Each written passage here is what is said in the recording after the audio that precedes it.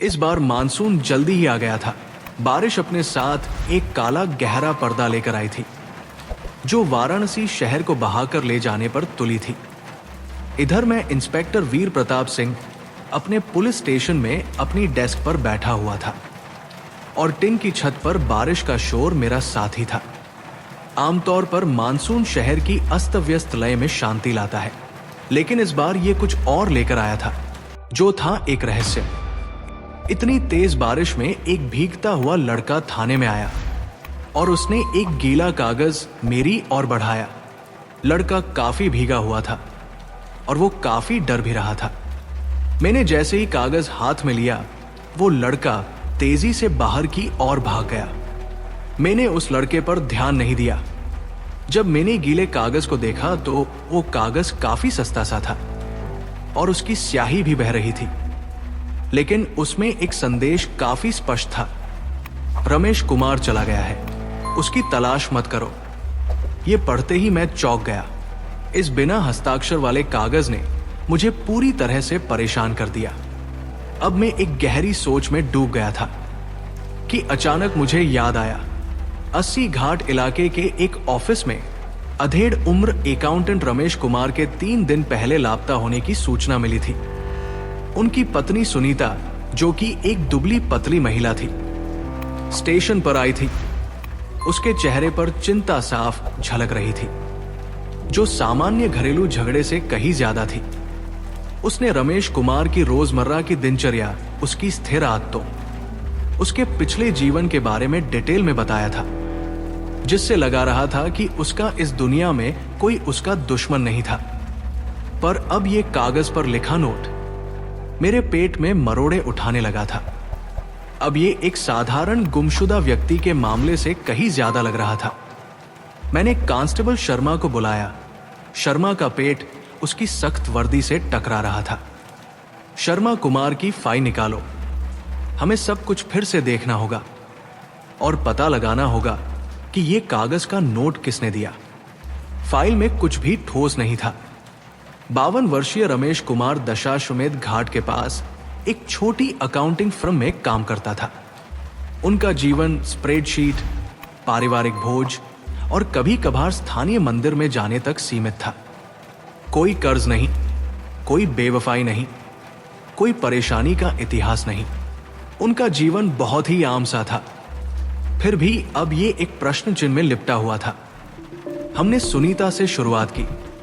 इस बार मैंने पूछताछ तीखेपन के साथ की, पर उसने वही कहानी दोहराई। उसके सभी जवाब लगभग रोबोट जैसे थे। फिर मैंने देखा कि जब वो मुझे चाय पिला रही थी तो उसके हाथ कांप रहे थे, जिसे देखकर मुझे उस पर शक होने लगा कि वो जरूर कुछ छिपा रही थी। पर सोचने वाली बात यह थी कि उसे किस बात का डर था, या कोई पछतावा। जब मैं सुनीता के तंग अपार्टमेंट से बाहर निकला तो बारिश ने अपना हमला जारी रख रखा था। मेरी हड्डियों में नमी समा रही थी। मैं घाटों के किनारे चलने लगा।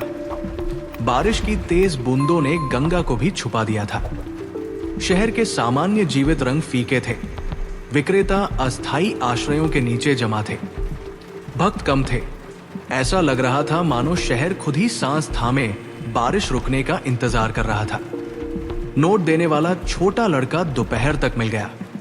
वो 10 साल से कम उम्र का एक गली का बच्चा था। उसने बताया कि उसे पुलिस स्टेशन में नोट छोड़ने के लिए 1 रुपया दिया गया था। वो बच्चा उस आदमी के बारे में सिर्फ इतना ही बता पाया कि वो आदमी बहुत लंबा था और उसने काली टोपी पहनी थी और बारिश के कारण वो उसका चेहरा नहीं देख पाया। ये सुनकर मैं एक और खाली गली में पहुंच गया। फिर मैंने अपना ध्यान रमेश कुमार के ऑफिस पर लगाया। उसके सभी सहकर्मी एक नंबर के बेवकूफ थे। सभी घबराए हुए थे और अफवाहें उड़ा रहे थे। उनके बॉस का नाम गुप्ता था। वो एक मोटा आदमी था और सहयोग करने के लिए काफी उत्सुक था। फिर भी मैंने उसे कोई खास तज्बो नहीं दिया। फिर भी गुप्ता ने कहा, रमेश एक शांत व्यक्तित्व वाला है इंस्पेक्टर। गुप्ता ने बोलना चालू रखा। रमेश एक मेहनती कर्मचारी भी है और कभी कोई समस्या नहीं, कभी कोई शिकायत नहीं। वो बस उस सुबह काम पर नहीं आया।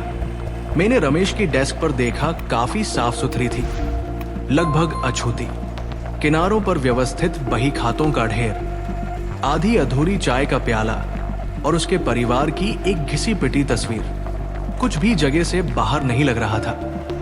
और यही कारण था कि मुझे कुछ गड़बड़ महसूस हो रही थी। मुझे स्पष्ट रूप से महसूस होने लगा था कि मैं कहीं कुछ छोड़ रहा हूं, जैसे कि कुछ छुपाया गया हो। दफ्तर से निकलकर मैं विश्वनाथ की पुराने बाजारों वाली गलियों की तरफ चला, जो कि किसी भूल भुलैया से कम नहीं था। यहां मसालों की दुकानों, कपड़ा दुकानों और बर्तन विक्रेताओं की धातु की लगातार खनक का एक चक्रव्यूह था। संकरी गलियां जो आमतौर पर हलचल भरी रहती थी, बारिश के कारण शांत हो गई थी। उनकी सामान्य कर्कशता की जगह एक धीमी गुनगुनाहट ने ले ली थी। मैंने दुकानदारों, चाय की दुकान के मालिकों, उन सभी से बात की जिन्होंने रमेश कुमार को उनके लापता होने से पहले देखा हो। फिर मैं चाय की दुकान पर रुका। वो चाय वाला काफी दुबला पतला था। वो इतना दुबला था कि उसके चेहरे की हड्डियां भी दिख रही थी। वो रमेश को जानता था। उसके बताया कि रमेश हर सुबह यहां चाय पीता था। इंस्पेक्टर, लड़के ने चिकना काउंटर पहुंचते हुए कहा, हमेशा एक जैसा, एक कट चाय और 2 बिस्कुट। फिर वो काम पर चला जाता था। मैंने पूछा कि क्या उसने कुछ असामान्य देखा है। लड़का झिझका, फिर बोला, कुछ दिन पहले एक आदमी और वो आपस में जोर जोर से बहस कर रहा थे और लग रहा था कि वो एक दूसरे को जानते हैं, लेकिन मैं उसका चेहरा ठीक से नहीं देख पाया। मुझे दूसरे लोगों को चाय देनी थी। इस बात पर मैं चिढ़ गया। क्या तूने उसका चेहरा नहीं देखा? क्या तेरे यहां से लोग चाय पीने आते हैं? वो लड़का मेरे जोर से चिल्लाने के कारण डर गया। फिर मैं उस दुकान से दूर हटा गया। अब ये वह मोड़ था जिसकी मुझे जरूरत थी। एक छिपी हुई बहस, एक गुप्त संघर्ष। रमेश कुमार का बेस्वाद जीवन अपने छुपे हुए रंगों को प्रकट करना शुरू कर रहा था। शाम तक बारिश कम होने लगी। शहर को भी पानी से थोड़ी राहत मिली। मैं गंगा के किनारे खड़ा था। काला पानी मेरे मन में परेशानी भरे विचारों का दर्पण था। क्या रमेश कुमार कोई बेईमानी का शिकार था, या उसने बस अपने जीवन से दूर जाने का फैसला किया था? नोट में लिखा था, उसे मत ढूंढो। ये बात मेरे कानों में गूंज रही थी। ये किसी भगोड़े की दलील नहीं थी, ये एक साफ चेतावनी थी। अगली सुबह हमने घाटों के आसपास के क्षेत्र पर ध्यान केंद्रित किया। हमने आसपास के लोगों से पूछताछ की। होटल, धर्मशाला, कोई भी जगह जहां कुमार गया हो। आखिरकार हमें एक सुराग मिला। मणिकर्णिका घाट के पास एक होटल के मालिक ने रमेश कुमार की तस्वीर को पहचाना। वो 2 दिन पहले एक झूठे नाम से कमरे में रह रहा था, लेकिन उसने चेक आउट नहीं किया था। कमरा खाली, नम और भयावह रूप से शांत था। हमने कमरे की तहकीकात चालू की। मुझे गद्दे के नीचे छिपी एक छोटी सी मुड़ी हुई रसीद मिली, और उस रसीद को छोड़कर उस कमरे में और कुछ भी नहीं था। रसीद में शहर के किनारे पर एक छोटी सी मोहर की दुकान का नाम लिखा था। मोहर की दुकान एक छोटी सी गंदी जगह पर थी। दुकान की खिड़कियां गंदगी से भरी हुई थी और इसकी अलमारियों में बेकार पड़े कबाड़ के खजानों का ढेर लगा हुआ था। दुकान का मालिक एक चतुर आंखों वाला आदमी था, जिसके आगे का एक दांत गायब था। उसने रमेश कुमार की तस्वीर को तुरंत पहचान लिया। उसने पीतल के थूकदान में पान का रस थूकते हुए कहा, रमेश कुछ दिन पहले यहां आया था। उसने मुझे एक सोने की घड़ी बेची और कहा कि उसे पैसे की सख्त जरूरत है। और साहब, वो बहुत घबराया हुआ लग रहा था। लग क्या रहा था साहब, वो वाकई में बहुत घबराया हुआ था। सोने की घड़ी एक बहुत ही कीमती चीज होती है, जिसे जल्दबाजी में बेचा गया। ये किसी पैसों के संकट में फंसे व्यक्ति की ओर इशारा करती है। रमेश जल्दी से जल्दी पैसे जुटाने की कोशिश कर रहा था, पर वो ऐसा क्यों कर रहा था? ये सवाल अभी भी मेरे मन में एक छोटे फांस की तरह चुभ रहा था। मैंने फिर से नदी की ओर देखा। मानसून के बादल छट रहे थे।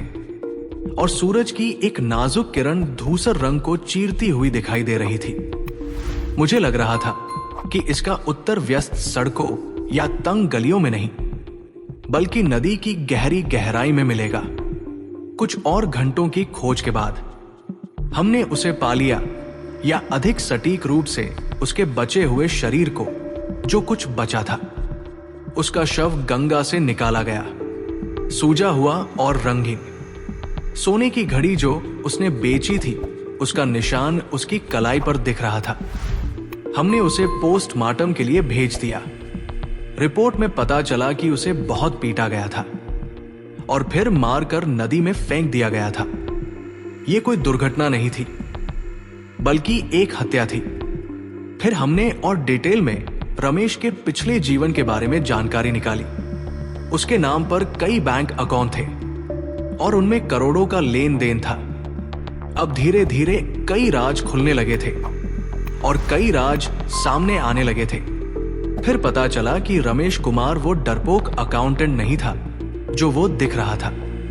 वो गुप्त रूप से एक छोटे पैमाने के जुए के रैकेट में शामिल था और उस रैकेट के अकाउंट देखा करता था और उनके काले पैसे का हिसाब रखा करता था।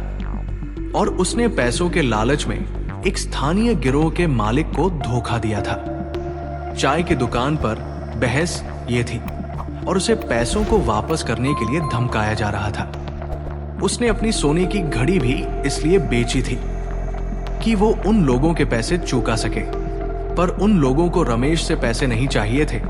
वो लोग उसे उस सस्ते से होटल में ले गए और उसे खूब प्रताड़ित किया गया और फिर उन लोगों ने उसे मारकर नदी में फेंक दिया। अब मैंने उसके हत्यारों की खोजबीन जारी कर दी, पर मैं अभी यही सोच रहा हूं, वो कागज में लिखी चेतावनी मुझे क्यों भेजी और किसने भेजी। ये शहर के अंडरवर्ल्ड की निर्दयी प्रकृति का एक डरावना प्रमाण था। जब मैंने गंगा को देखा तो मुझे पता था इस नदी में अभी जाने कितने और राज बह रहे हैं, जिसे मुझे लगा कि किस्सा अभी खत्म नहीं हुआ था।